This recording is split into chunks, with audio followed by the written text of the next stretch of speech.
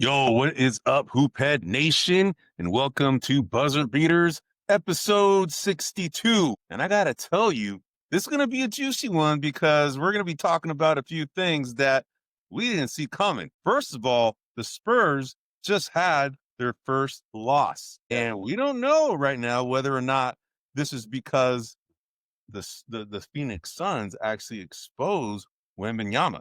So we don't know if we just witnessed Wembanyama's Kryptonite. So we're going to go ahead and talk about that. Did we witness it? The second thing that we're going to talk about is, are the Lakers better? Are they better without Luca and LeBron? Well, they sure look like they're better because they're playing a lot better, right? And what's interesting is you're seeing now Austin Reeves is out for tonight's game too, right? So it's like, okay, but what's going on here? I think, JJ Redick is starting to see that his team is responding. These other guys are stepping up. And I think he's getting a lot more chemistry developing here right now in the short term. So it's going to be interesting once these guys come back, how this team functions. The other topic is, something that Toine brought up last year is that, hey, look, he's thinking that the retirement horizon is right around the corner for Mr. Mr. Jokic. Because, the observation is that guy looks like he's out of shape, but yet he's still doing what he's doing, but he looks out of shape, right? Yeah. So we're going to go ahead and talk about, and bro, should we take the Sixers and the Bulls seriously at this point? I mean, man, it's like 6-7 games, and they had a doozy of a game last night. I don't know if you saw that, but it was a doozy of a game. And the Bulls came back from like a 17 deficit, right? And they came back. And then last, we break it up into two segments. We're going to take a walk around the NBA. That's always what we talk about. But we want to kind of give you some topics that we're going to go ahead and talk about. But, the second segment is all about Warriors because, you can see based on our shirts, we're Warrior fans. But every week we're going to go ahead and talk about all the NBA first and then the Warriors second. But one of the things I've observed, Toine, is that the Warriors seem to be kind of getting into their old habits again, man. And we can talk a little bit about that, but I just want to go ahead and give you a heads up as to the Hoophead Nation, what you're going to hear in episode 62 this week. So before we get into it, Toine, what's been going on with you, brother? Well, man, like I told you last week, kitchen's almost done. So we're getting close to that. Been watching a lot of hoops. So been loving that. Been watching a little bit of football. Trying to keep up with my fantasy football team. Dude, our team sucks, man. You and I have this team in our league, and we suck.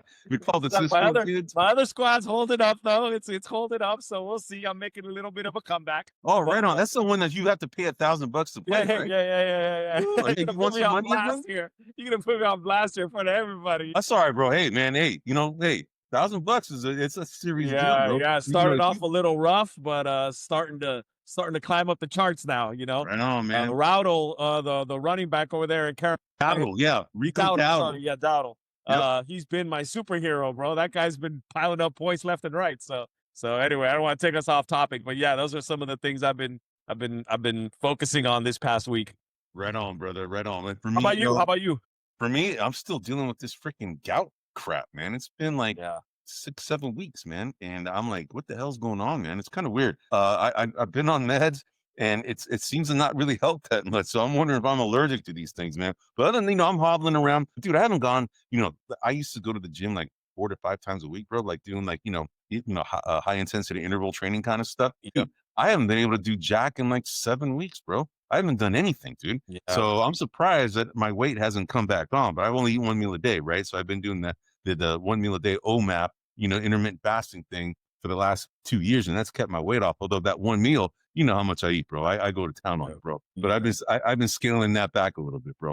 But anyway, so without further delay, we try to get our podcasts here to do it in like 45 minutes or less, right? And we're here live every week, everyone. Buzzer Beaters is an NBA podcast brought to you by grumblingsmedia.com. You can find us at grumblingsmedia.com as well as anywhere you find your podcasts. Just tune in here live every Wednesday, 9 p.m. Eastern, 6 p.m. Pacific, and we just talk about hoops, NBA primarily, all right?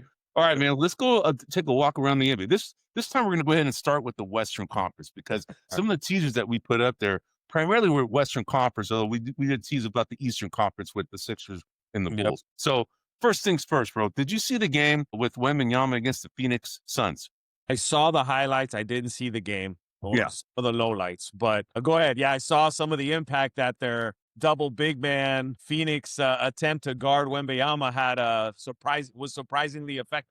Yeah, bro. And I got to tell you, back in our day when we played hoops, right? Yeah.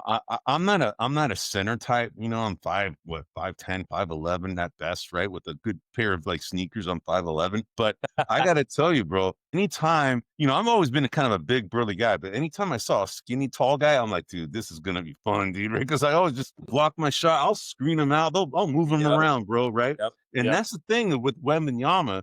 He's got a high center of gravity, bro. I mean, he's 7'5", maybe 7'6" now, from what I've heard, right? And he came to the league, and growing, right? Yeah. But the thing is that because of that, some of these burly guys like Mark Williams, like Nick Richards, those are the two, centers that the Phoenix Suns have, and both of them came actually from the Charlotte Hornets, right? So both of these guys are burly, athletic kind of guys. Malawatch is pretty burly too. Malawatch too, but he didn't play. He hasn't been playing that much. Yeah, he hasn't been playing that much, but I'm just pointing out the centers they got are thick. They're thick. They're athletic, right? Yeah. And Mark Williams is a problem, man. The Warriors just played the Phoenix Suns, last night, and they beat them pretty handily. But you could see if they, the Phoenix Suns are kind of a hit and miss team as far as 3-point shots. I mean, they take so many 3-pointers. It's very similar to how the Rockets did back in the day with James Harden, as well as the Warriors, right? They're gonna live and die by that three. And when they played against the Spurs, their threes were sinking, right? And of course, Wembanyama became like a volume shooter, man. I mean, he had a horrible percentage, but it's the thing is that when he goes inside with these bigger burly guys, he's getting moved around, right? So it kind of forced him to stay outside a little bit because he wasn't able to do what he normally does inside, and it became inefficient, man.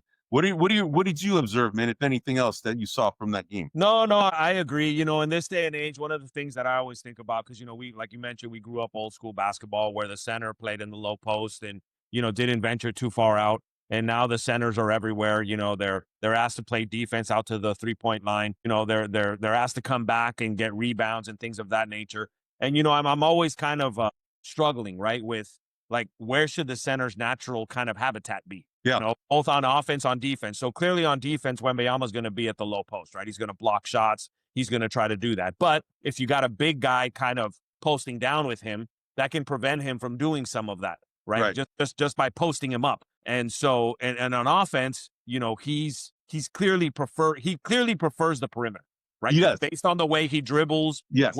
Based on the way he shoots, right? He clearly prefers that. I guess the question is that the most effective use for a big man to be on the perimeter like that? I think it depends on the skill set, bro. I'll tell you this. He is a unicorn because he can dribble like a guard. He can drive like a small forward, right?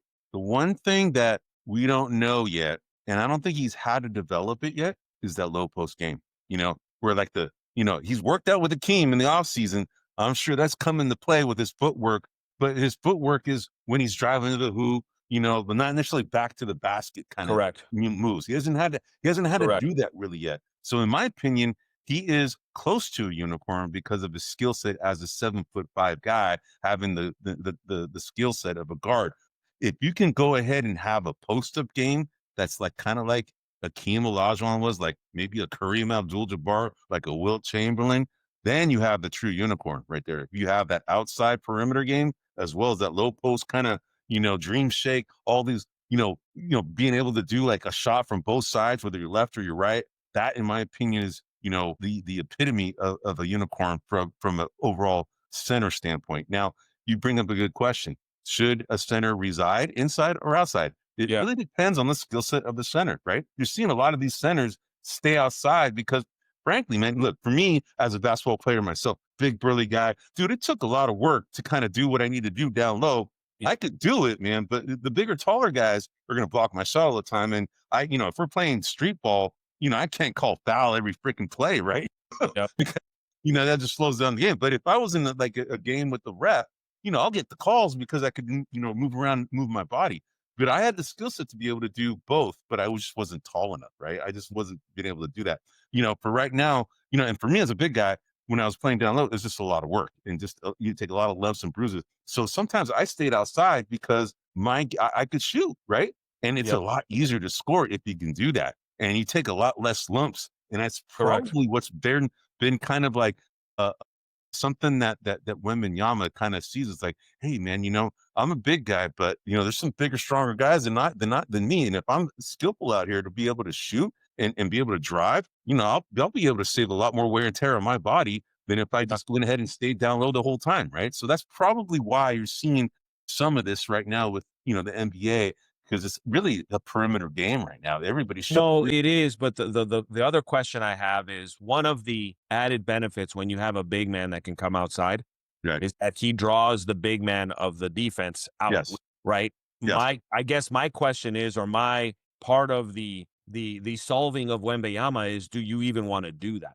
Right? Do you even want to send out the big man? Do you want him to now be guarded by someone that's small? I don't want to say quite a small man, but maybe a 3 or a 2, is out there guarding him, and you keep the big man down in the low post, thus preventing the other players from attacking the hoop.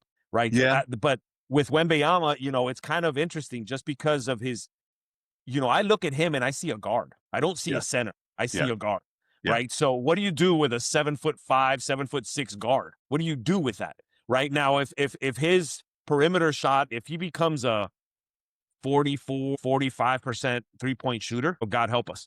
Yeah, exactly. No one's going to be able to stop that. But at the other end of the game, what are the other, how does this all work from an offensive perspective? Where do you have all 5 guys on the perimeter? Do you have anyone in the post? Do you how does this work? So all of this is to say that, I don't know if Phoenix found the secret, kind of formula to stopping Wembanyama. I do know that I think that obviously you need to have more big men in there, and Wembanyama, I think in the long term will get more and more exposed in regards to his low post presence, or how much he can get rebounds, how much he can box low. Right. I mean, some of that's he's gonna need some of that to create balance, because if he becomes just a perimeter player, there's going to be other problems that are going to arise just because of his size. Yeah, but the thing is that the Phoenix Suns have these 2 burly centers, right?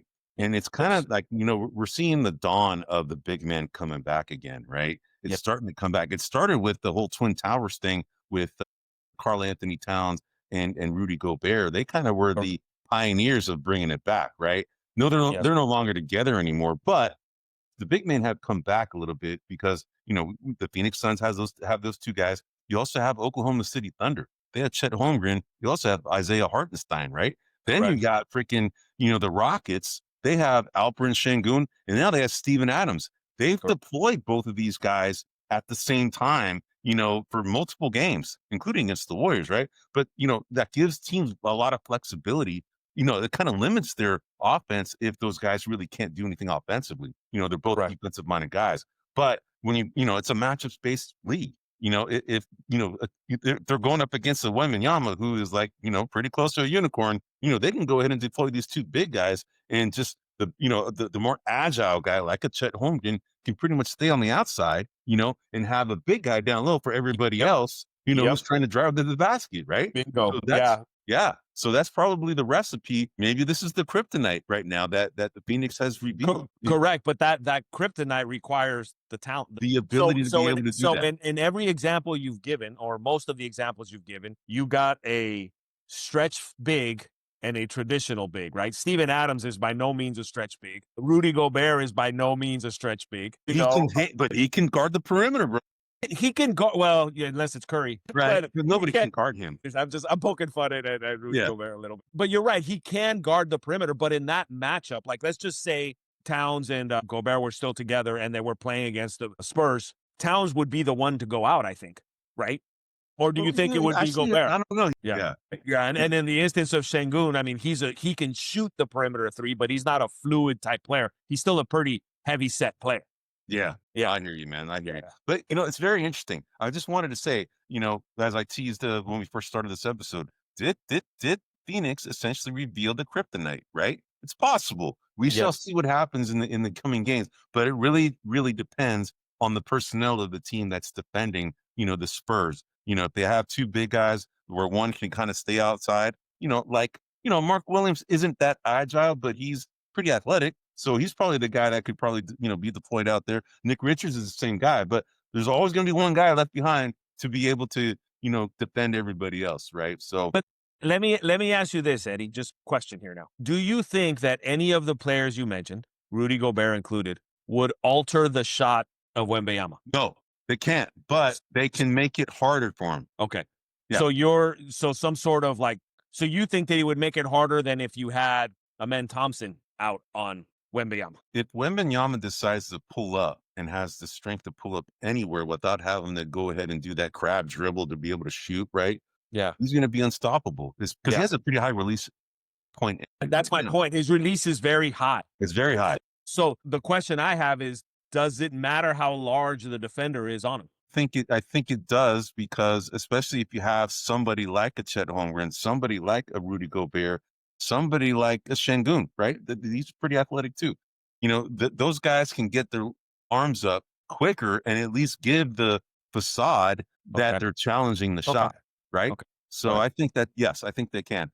By the way, the Rockets already also have Durant, which is very tall. So he's 7 foot, although he doesn't want to be called 7 foot. He's like 6'12" is what he prefers. Right. Yeah. So anyway, I just wanted to go ahead and just, that was our first segment as we're taking a walk around the Western Conference. So the second thing, we also tease is about Jokic, right? Yes. The Joker, one thing that you brought up was just very tantalizing, is that you observed that, this guy doesn't seem to be really that into basketball, right? And typically when you see somebody come in out of shape, that's typically a tell that they really don't care, right?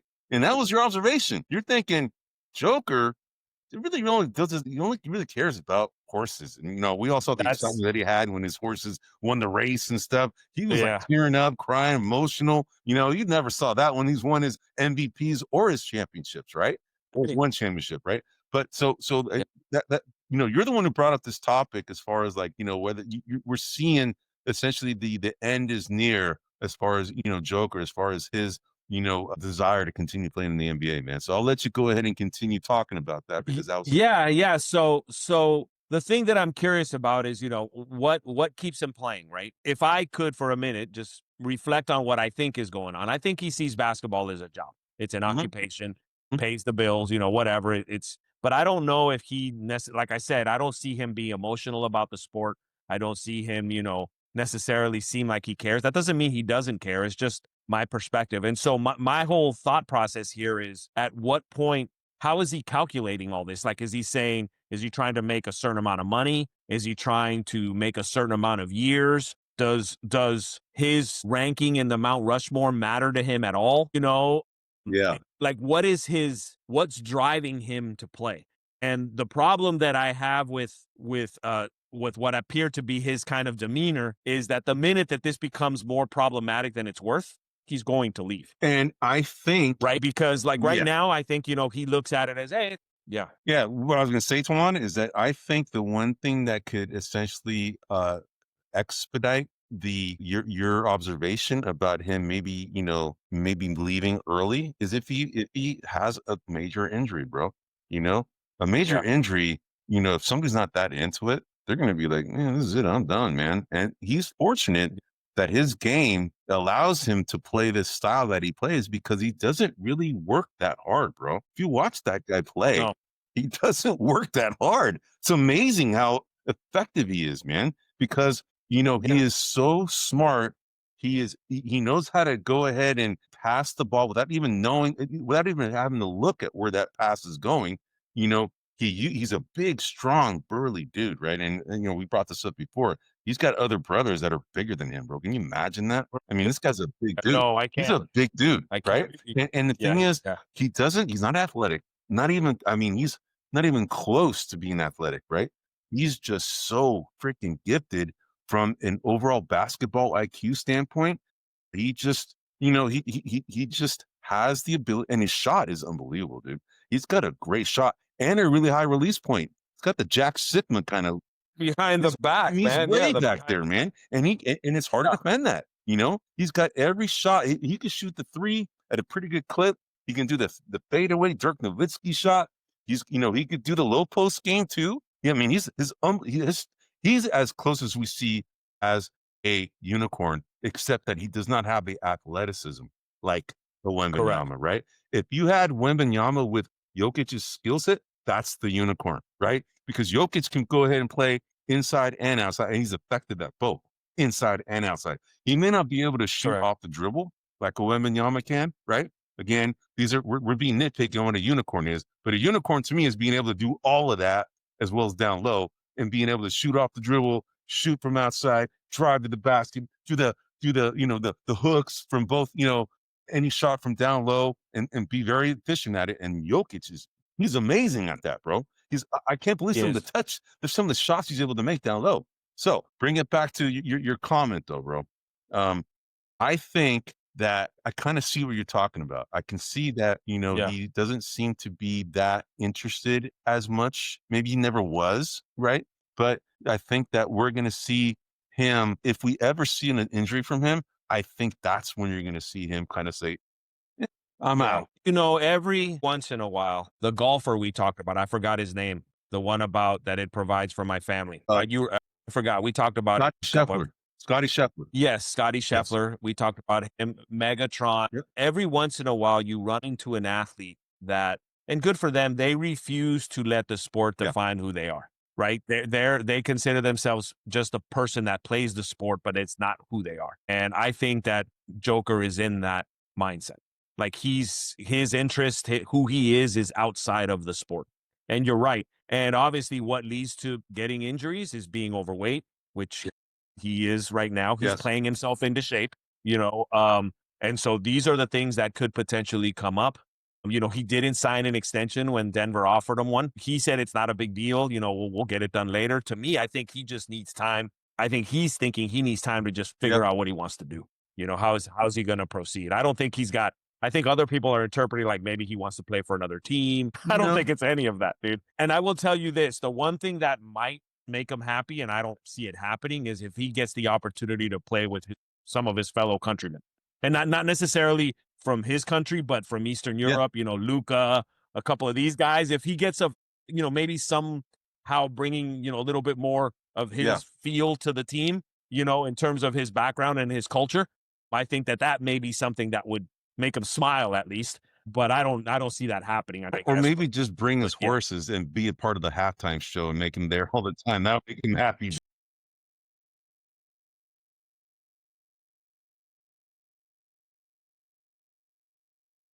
All right, bro. So let's move on to the next. So the Lakers. All right, this is the other thing I wanted to talk about. So the Lakers have been without Luca, although Luca is going to play tonight. They have been without Luca, and they've been without LeBron for about the last 4 games, right? And LeBron hasn't played since the beginning. He hasn't even played one game yet. It's supposed to be due back here in a couple of weeks. But then what's happened is you have other guys that have flourished. You have Austin Reeves, who has flourished. You have Jake LaRavia, flourished. Andre Ayton, flourished, right? All these guys, Vanderbilt. Whoa, it's like all of a sudden this team, they were projected at, to be the third best odds on favorite to win the championship. And I was kind of laughing about that. But then now, after, 6-7 games into the season without their big stars, these other guys have stepped up and they're playing a better brand of basketball. You brought up in last week's podcast that the ball dominant guys are not in there. And that's why you're seeing this free flow kind of read and react kind of offense, which served them right. Although they've been getting away with not being able to shoot at a high clip. Although Austin Reeves has done pretty well shooting. Jake LaRavia, believe it or not, has shot pretty good too, although he's not really known as a shooter. But this team seems to be functioning better without them. Are they better without Luca and LeBron, bro? So it depends on how you define better. But no, they're not better. They're more fluid. I think in the regular season, they're better. I mean, Eddie, you and I have played a lot of hoops, and we know what it feels like when you get a pickup game and you got this one dude that never gives up the ball. And you may start off kind of making a cut. And then after about, a couple of shots, you're like, this dude's not going to give it up. I'm just going to stand in the corner. And I'm just going to, see if he can win this on his own. And I think that's some of what happens here, right? These guys know Luca's in there. He's going to dribble. And if he can't get a shot, he'll throw it to you with 2 seconds left on the shot clock. And, you got to make something happen, right? Same thing. LeBron's a little bit more fluid. He's a little bit of I would say a more active passer than Luca is. Luca's a little more hardened, in that sense. And I wouldn't say LeBron's like that. but they still dominate the ball. So it just makes everyone kind They're of waiting for something to happen. Waiting for the ball.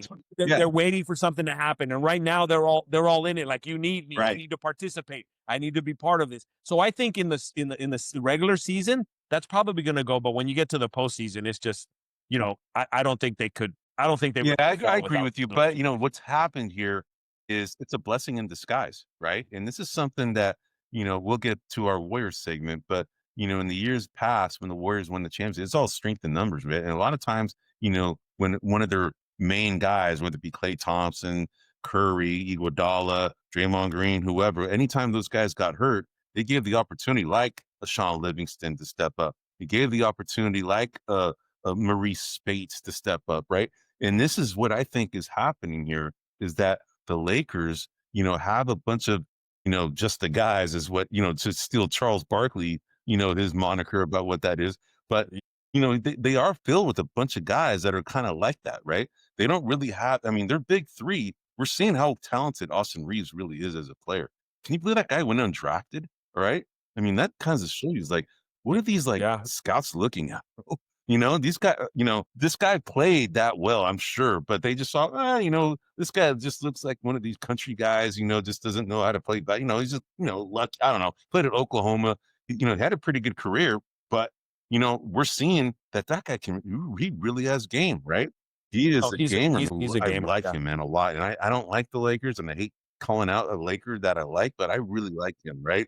But you got him now. Then you got LeBron coming back. Then you got Luca. Then you got the emergence, hopefully, of DeAndre Ayton. We shall see. I think and then Jake LaRavia, who's become like a 6th or 7th man that's coming off Jared Vanderbilt, if he stays healthy.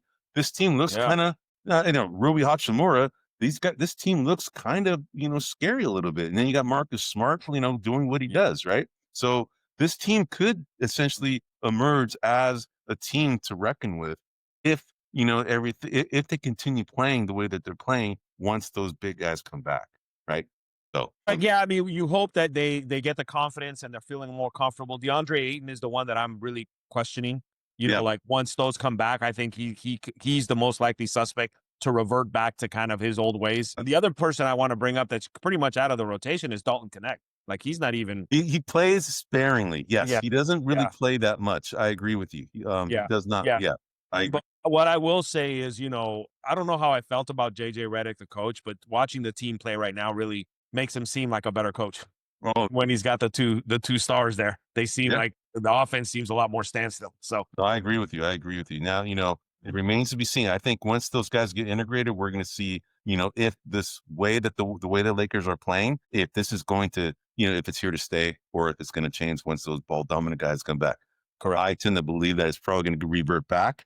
But hopefully the confidence is now instilled with some of these other guys who have showed up now in the first 7 games, or at least 3 of the first 7 games, that gives them the confidence that they can contribute even when those guys come back. Right.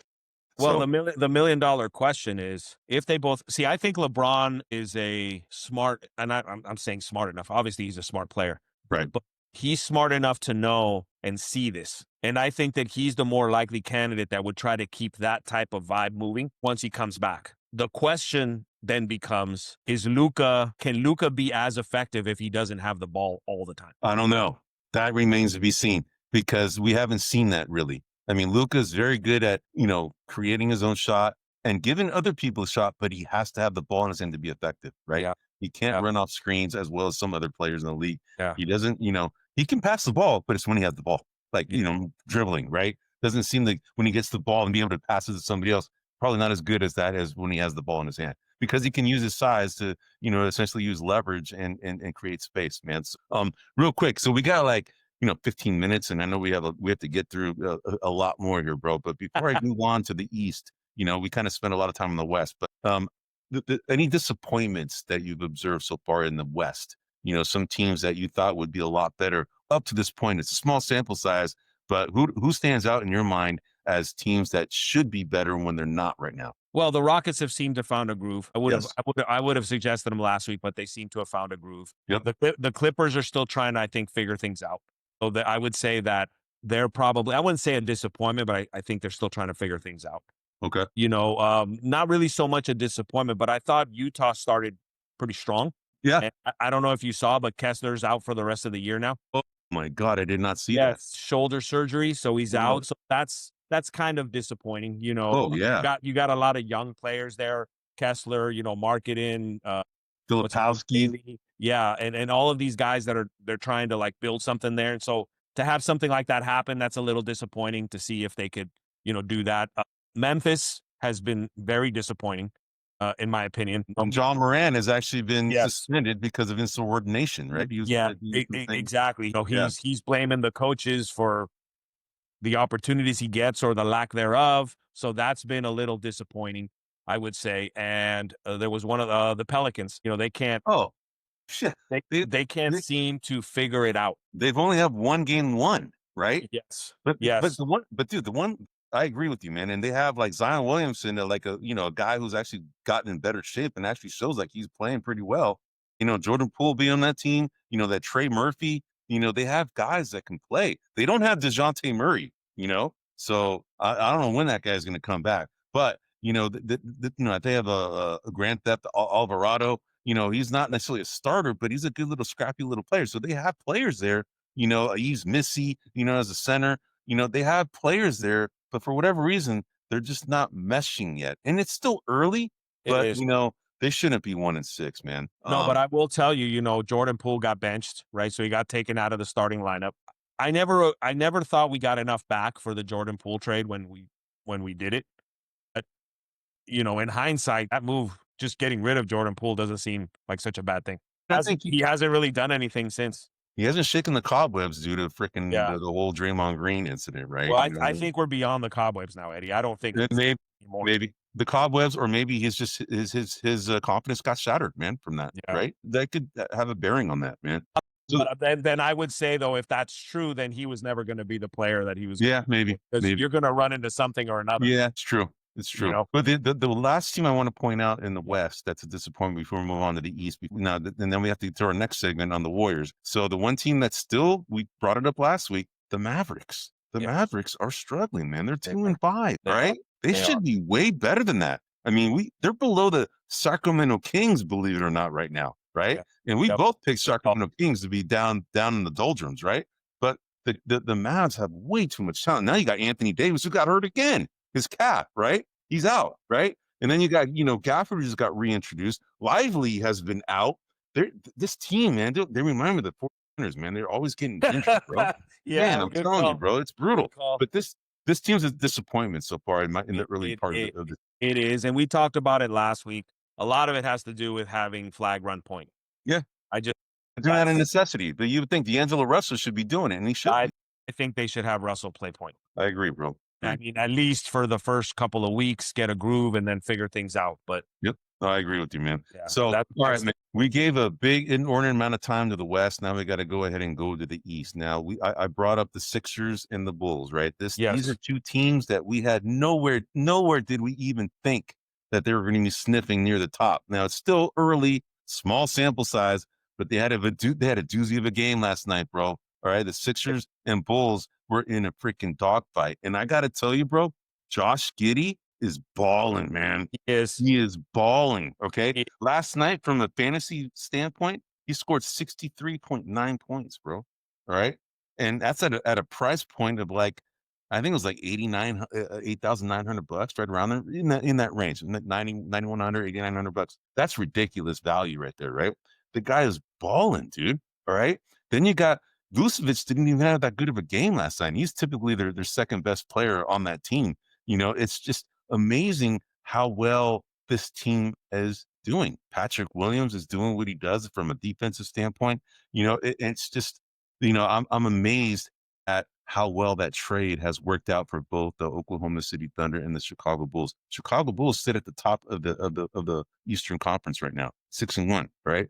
Then you got the 76ers, and then you got also the Detroit Pistons. They're both at 5-2. Milwaukee Bucks, man, all right? They actually are playing a lot better than everybody thought too. They just beat our Warriors. We'll get into that too, but these teams right here are big surprises thus far, man. What are your thoughts, man? Anything that you're seeing surprises? Anything you want to touch upon? No, I mean, I think Edgecombe has put a big kick start in for sure in the Sixers record.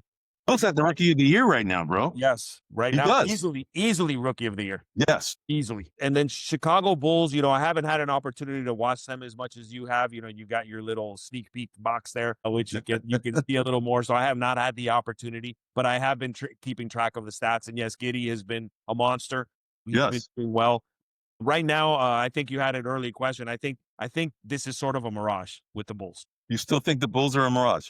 I think it's a little bit of a mirage. The Sixers, not so much. I think the Sixers might be the real deal. Although I am curious on what the Embiid effect is going to have on that team, because Embiid is also, sort of like Luca, a star that demands the ball and can hold it in long stints, as opposed to right now, you look at these teams and it seems like they're a team of equals. Everyone kind of holds their own.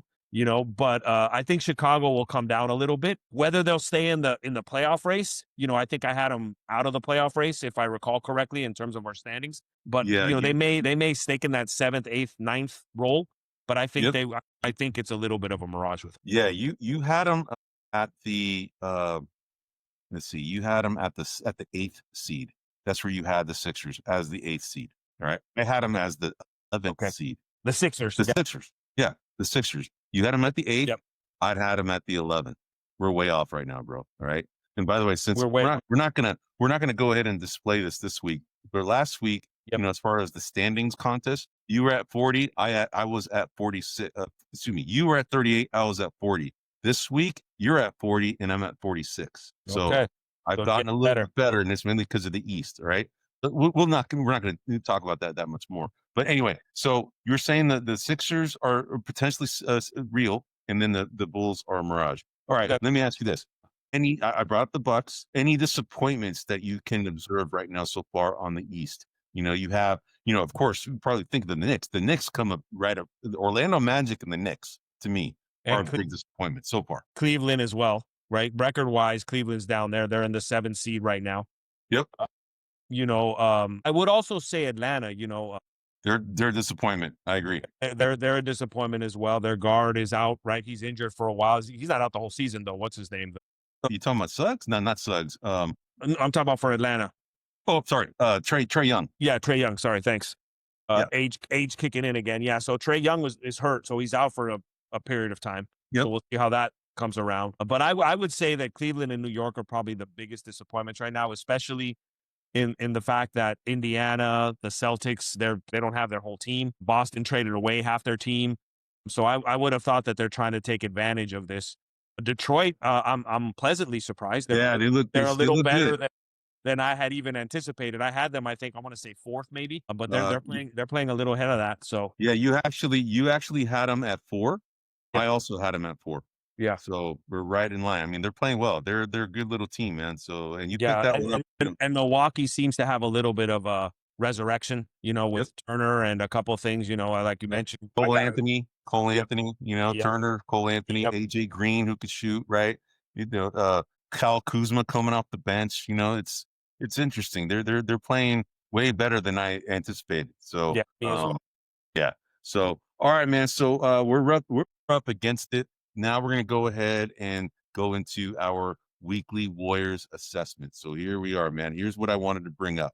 Are the Warriors are they relying on being able to turn on whenever, right? These are kind of the bad habits that the championship team had in years past, that they knew they were good and they knew they could turn it on whenever they wanted to. And it was always a frustration point for me as an observer, as a fan, as a former coach. It's like, oh, what are you guys doing, man? You guys are just letting these teams back in and you're taking them for granted, and they sometimes they end up losing these games, right? And I think we saw that. They were 4-1 going into the game against, the Giannis, the Giannis. How do you say that? Giannis list? Giannis list? The Giannis list Bucks, right? Yeah. And anytime one of their superstar players of any team that you're facing, when they're marked out, that's a letdown usually, right? It's usually a trap. And sometimes a lot of these coaches will just do that just to go ahead and give their team confidence and also put the other team, at that, in that vulnerable space where they kind of let down naturally as humans. Like, yeah, we got this, right? Especially if you're good, right? So, Rollins had a hell of that. And former Warrior, okay? He was part of that Jordan Poole trade. And Ryan Rollins was drafted by the Warriors. Okay. Yes. And, Yes. you know, didn't get that much of a chance to really shine. He was the same year as Patrick Baldwin getting drafted by the Warriors. But he was also part of that trade. It was PBJ, Yep. Ryan Rollins, and Jordan Poole. Yep. Yeah. And it's amazing. And Patrick Baldwin's still playing, but he hasn't emerged as a player yet. Whereas Ryan Rollins has found a home, and he's definitely starting now, and he's showing out, bro. And when he was playing against the Warriors, man, he was kind of hard to defend. He was very fast. You know, he was very quick-footed, right? Yeah. So you know, the Warriors lost that game to the Bucks. Then they went ahead and lost the following game against the Pacers, who were winless. Right. And I saw these tendencies that the Warriors were having, that they kind of start, you know, we're better, kind of going through the motions, and they are better. But, you know, you have to give, you know, what's the word that Popovich used to give?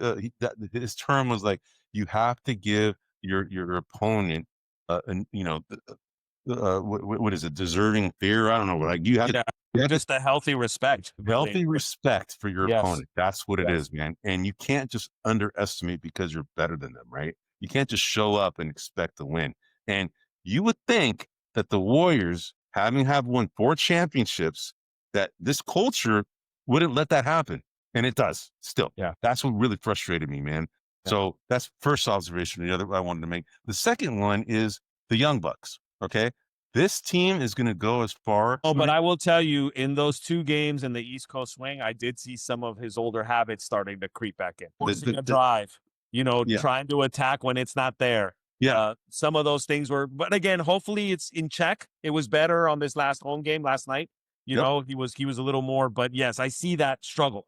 Yes. But the thing is, now we brought up Pajemski. Pajemski has actually played better recently. He has. Okay. Again, you might be listening to our podcast and like, these Cisco kids, they know what they're talking about. I better get my game up, bro. Right. So, and then you got Moses Moody, who stepped up last game too. Right. Yeah. And then one observation that you made early before the season even began, you kind of were questioning whether Gary Payton really had a role on this team. Right. And it's interesting because of Will Richard. Right.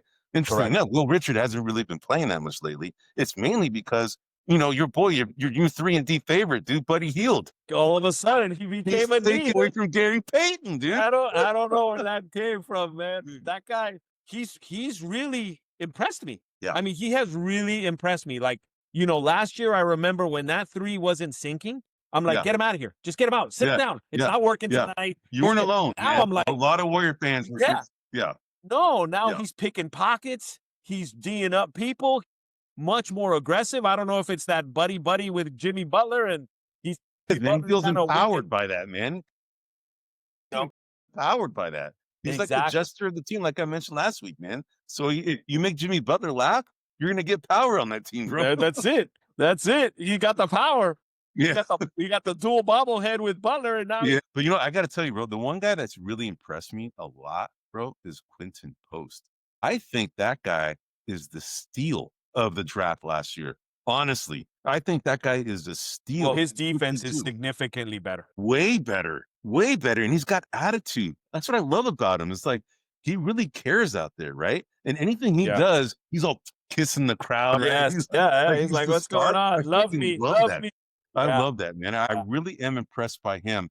But, you know, the thing is that this team will only go as far as those guys take them. So Pajemski, you know, Moses Moody, Tim Post, those 3, as well as Jonathan Kuminga. He's not really a rookie. He's 5th year now. You know, it's his time. But he is a young guy.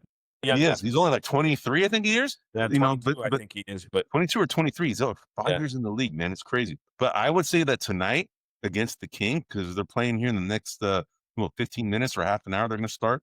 You know, this is his team. This is going to be his chance to really show out, man. Because Curry's not playing, Jimmy Butler's not playing, Draymond Green's not playing. This is going to be interesting.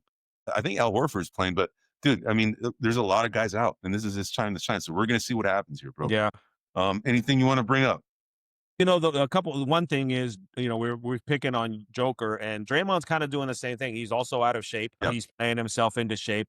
You know, one of the things that I find fascinating is how much those habits of turnover, you know, loosey-goosey with the ball, how much the night and day between when Butler is bringing it up versus when Draymond's bringing it up. Draymond is just so much more carefree. He is. I don't want to say careless because I don't think but he is carefree, while Butler is very much, and so these things that you see are typically happening when Butler's on the bench or when Butler's not the primary ball handler. Right. And I don't understand why Draymond can't see that. And Curry to some extent falls into that trap as well. He becomes a little careless. These behind the backs, these throwing them like 97 feet when there's two guys down there defending the player. Things like that. Like I don't understand. Like Butler is kind of showing them like the way Butler plays is the way they need to be playing now. I agree. And that's why I think he's a great example for the team. And he has become now that de facto leader guy. It's Stephen Curry's team. Correct. Like we pointed out last week, they have three leaders that all lead differently, right? Steph Curry leads by example, right? Jimmy Butler leads by being a force and being a teacher, right?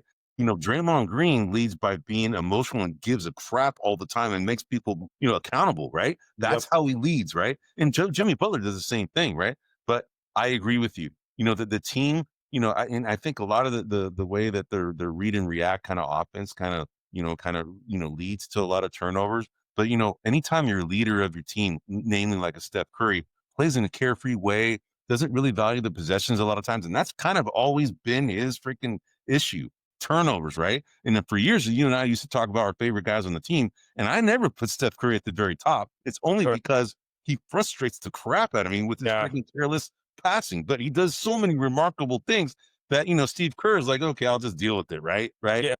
You have to deal with it. Because he's a transcendent player, once in a generational player, right? He's going to go down as probably the top 5 of all time if his career continues in the trajectory that he's in, right? So yeah, you have to take the good or the bad with the good. So the interesting part, two things. One is a little bit of a wild card here. The only player that plays in a controlled way and I think is very smart with the ball is Patrick Spencer. Right now, I don't think he's going to crack the rotation in that way, but I would like to see him as the primary ball handler when Jimmy Butler's not. Yeah, right? I agree with you. I like that way that guy plays. Yeah, so he plays very solidly. The one wild card here, though, that would impact, and I honestly don't remember well enough, is what kind of ball handler DeAnthony Melton was. He's not bad. He's not like a great ball handler.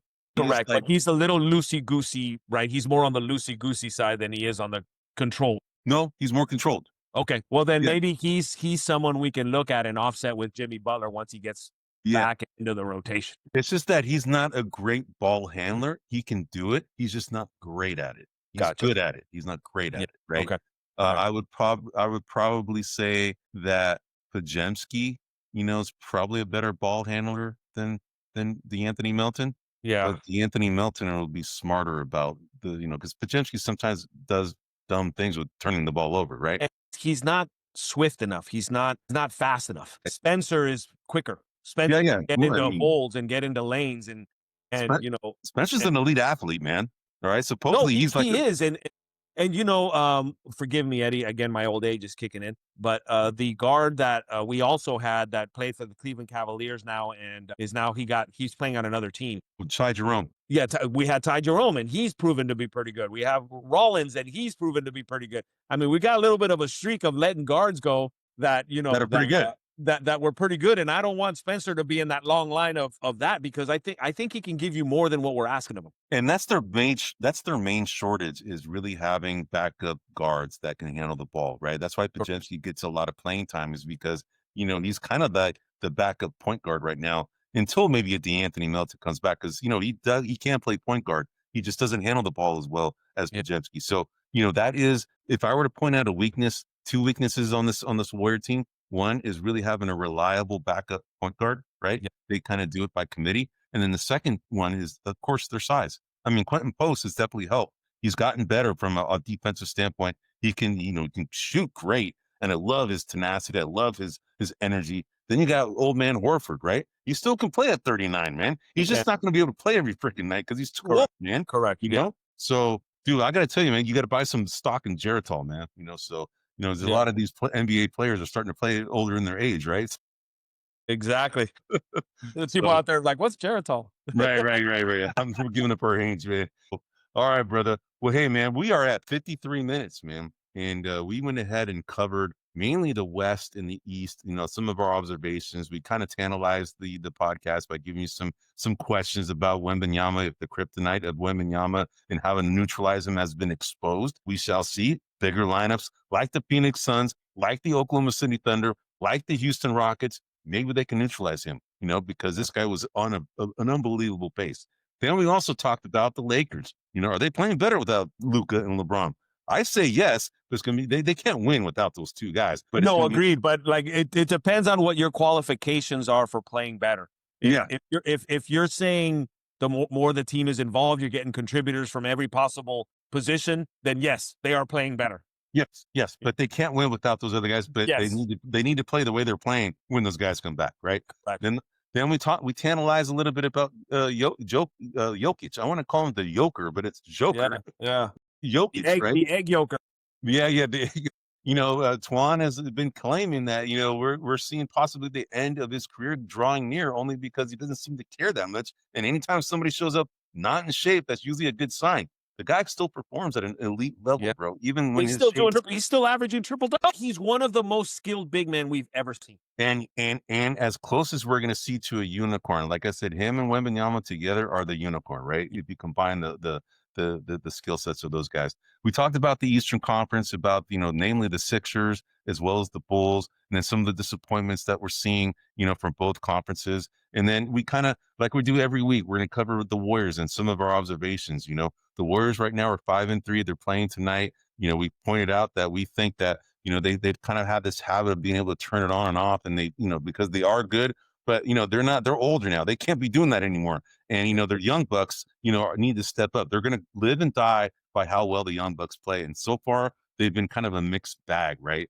The more consistency they show, the more I think you're going to see better results out of the Warriors. Yeah. And one thing to watch with the Young Bucks real quick is there's a clear difference in their ability to play home and on the road. When they were on the road, Milwaukee, Indiana, they weren't helping. No. Tonight they're up in Sacramento, so it'll be a good test. It's home. I mean, it's not home, but it's as close to home as it could be. It's kind of home. Away from home. Yeah, hopefully they can contribute, and we'll see some good numbers from some of those key players. Right, man. Right. So anyway, this is Buzzer Beaters episode 62. We are brought to you by grumblingsmedia.com. You can find us there as well as any podcast outlet you can think of. I am Eddie Aparecio. This is my co-host, Anthony Twonk-Rao. We're also known as the Cisco Kids. We're here every Wednesday live at 9 p.m. Eastern, 6 p.m. Pacific. We really appreciate your listening into us, your viewership. We please, if you like our show, please give us a thumbs up. If you like to see other segments that you'd like us to cover, please give us that feedback. We've been releasing shorts recently. Our boy Guillermo, our producer, has been releasing our shorts. They've been getting a lot of views, so we really appreciate your viewership. Anyway, we're going to go ahead and sign off. This is episode 62, Buzzer Beaters. We're going to go ahead and sign off. Have a good rest of the week, everyone. Hey everybody, this is Big John from Grumblings Media, and I just want to say thank you for watching our content. If you want to support our efforts here at Grumblings Media, just smash the subscribe button right here, totally free, or just go ahead and consume more of our great content. Click either one of these two boxes.